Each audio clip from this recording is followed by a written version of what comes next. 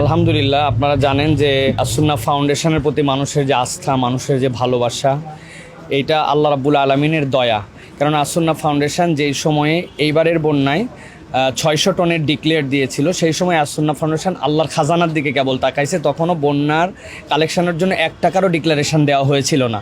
কিন্তু ইতিমধ্যে আপনারা জানলে অবাক হবেন যে বিগত 2 ঘন্টার মধ্যে আসুন্নাহ ফাউন্ডেশনের যে ট্রানজ্যাকশান সিস্টেম, এটাতে 3 লক্ষ মানুষ হিট করছে। এই 3 লক্ষ মানুষ হিট করা মানে কেউ 5 টাকা, 10 টাকা, 100 টাকা, 1 লাখ টাকা, যার যেরকম করে দিয়েছে, কিন্তু 3 লক্ষ মানুষ এটাতে হিট করছে। এরা তার মানে যে সেই মানুষরা এটাতে ট্রাস্ট করছে, বিশ্বাস রাখছে। দ্বিতীয় কথা হচ্ছে যে আমাদের যে স্বেচ্ছাসেবক দরকার, যারা স্বেচ্ছাসেবকের জন্য আমরা বলেছিলাম, মানুষের এত প্রাণের সারা, কেননা ম্যাক্সিমাম মানুষ এর আগের যে কোনো বন্যায় ফিজিক্যালি ইনভলভ হতে পেরেছে, কিন্তু এখনও উদ্ধার কার্যক্রমে হয় নাই। সেই হিসেবে মানুষজন ফিজিক্যালি ইনভলভ হতে পারে নাই। তারা চাইছে যে একটা প্যাকেটের সাথেও আমার হাতটা লেগে যাক। এই ভালোবাসায় অজস্র মানুষ এসেছেন। কিন্তু আমরা বিনয়ের সাথে জানাতে চাই যে আমাদের এখানে লোক দেখানো কাজ নেই। সুতরাং যে পর্যন্ত তাদের অংশগ্রহণ দরকার, সেই পর্যন্ত আমরা 22 স্টেপ তাদেরকে বলেছি আবার আসবেন, আবার আসবেন। কারণ আজকেই কাজ শেষ নয়।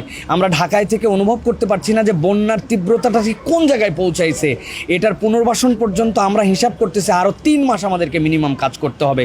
তাদেরকে রান্না করা খাবার এক পর্যায়ে পৌঁছাতে হবে, কেননা আশ্রয়ের জায়গা পেলেও তাদেরকে চাল দিতে পারি, ডাল দিতে পারি, কিন্তু তারা রান্না করতে পারবে না। সুতরাং অনেক কাজে আমাদের মানুষকে দরকার। আপনারা দেখেছেন কি অমানবিক দৃশ্য সেই জায়গাতে, মানুষ গরু ছাগলকে ছেড়ে দিয়েছে। আমরা তো চিন্তা করছি যে কেবল মানুষ নয়, একটু পরিবেশ যদি আমাদের পরিবেশ অনুকূলে চলে আসে, আমাদের প্রাণীদের জন্য আমাদের সেখানে ত্রাণ সামগ্রী প্রেরণ করতে হবে। কেননা মানুষ যেরকম কষ্টে আছে, প্রাণীরা এরকম কষ্টে আছে। আপনারা একটা জিনিস দেখেছেন, একটা ভদ্র মহিলা, তার 9 মাসের তিনি গর্ভ ধারণ করা একজন মেয়ে, বলছেন আমাকে একটু উঁচুতে উঠায় দাও, কিন্তু তাকে উঁচুতে উঠায় দেওয়ার মতো জায়গা ছিল না। আমরা দেখেছি পিতার কাঁধের মধ্যে সন্তানদেরকে নিয়ে আসছেন। আমরা জানি না সেই পিতা তার সন্তানদেরকে নিয়ে নিরাপদ জায়গাতে আসতে পারছেন কিনা, কারণ আমরা জায়গা মতো তো পৌঁছাতে পারতেছি না, তাদের কাছে নেট নাই। তো আসুন্নাহ ফাউন্ডেশনের প্রতি যে ভালোবাসা মানুষ দেখিয়েছে, আমরা কেবল আসুন্নাহ ফাউন্ডেশনের কথা বলবো না, যারাই এখন পর্যন্ত বিশ্বাসের সাথে কাজ করতে চান সকলকে মিলায় ঝাঁপায় পড়তে হবে। এক আসুন্নাহ ফাউন্ডেশন এখানে কিছুই করতে পারবে না, কিন্তু আসুন্নাহ ফাউন্ডেশনের প্রতি মানুষ যে ভালোবাসা দেখিয়েছে, শাইখ আহমদুল্লাহর প্রতি যে ভালোবাসা দেখিয়েছে, এইটা আল্লাহ রাব্বুল আলামিন যেন এই আমানত রাখার তৌফিক দান করেন। এবং আরও এরকম চ্যারিটি ফান্ড আমাদের দরকার, যারা এরকম কাজ করবে। প্রত্যেকটা আলেম ওলামা কিন্তু ঝাঁপায় পড়েছেন এর সাথে, আলহামদুলিল্লাহ। ছাত্র জনতা, বন্ধুরা সকলে ঝাঁপায় পড়েছে।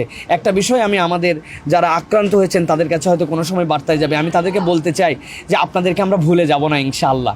আপনাদের ঘরে ফিরিয়ে, আপনাদের মুখে হাসি দিয়ে তারপর আমরা মাঠ থেকে উঠবো।